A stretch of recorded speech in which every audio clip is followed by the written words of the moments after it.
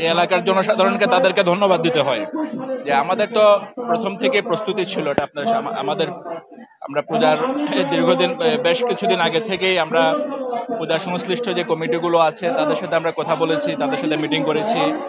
পূজা উদযাপন ফ্রন্ট, পূজা উদযাপন পরিষদ, যত রকম সবার সাথে আমরা কথা বলেছি। আমাদের পরিকল্পনা আমরা সাজিয়েছি প্রথম থেকেই, একদম প্রতিমা শুরুর পর্যায় থেকে শুরু করে এখন পর্যন্ত আমরা কন্টিনিউয়াসলি আমরা মনিটরিং করছি। আর স্থানীয় জনগণ, আমি আসলে বলবো যে এটা কালিয়াকৈরের যে স্থানীয় জনসাধারণ আছেন, যে কমিউনিটি আছেন, সমাজ আছেন, এটা তাদের ক্রেডিট।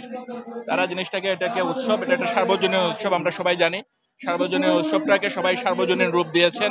প্রকাশ্য কোনো হুমকি ছিল না, বাট কিছু আপনার কি বলবো, কিছু ইন্টারনাল কিছু এই বিষয় তো থাকেই, বাট প্রকাশ্য কোনো হুমকি আমাদের ছিল না। আমাদের কোনো হুমকি থাকলেও সেটা আমাদের সেরকম প্রস্তুতি ছিল।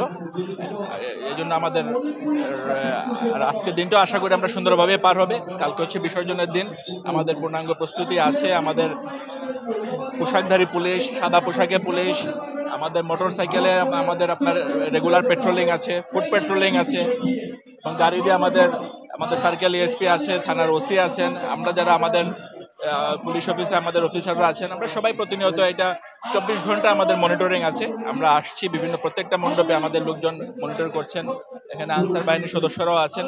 সবাই মিলে আমরা একটা সমন্বিতভাবে নিরাপত্তা বিধান করছি।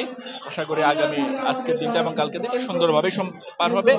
এটা উৎসবমুখর পরিবেশ যে আমরা দেখতেছি সবাই, সেই উৎসবমুখর পরিবেশে সুন্দরভাবে পূজা অনুষ্ঠানটা শেষ হবে, আমরা এই আশাই করছি।